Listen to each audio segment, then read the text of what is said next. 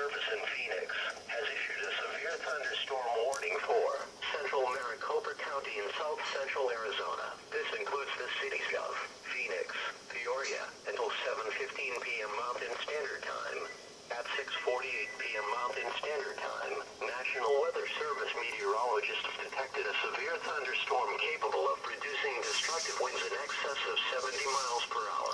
This storm was located near Deer Valley Airport, or 11 miles west of Scottsdale, and moving southwest at 15 miles per hour. Other locations in the warning include but are not limited to North Mountain Park and Metro Center. Repeating, a severe thunderstorm warning has been issued until 7:15 p.m. Mountain Standard Time.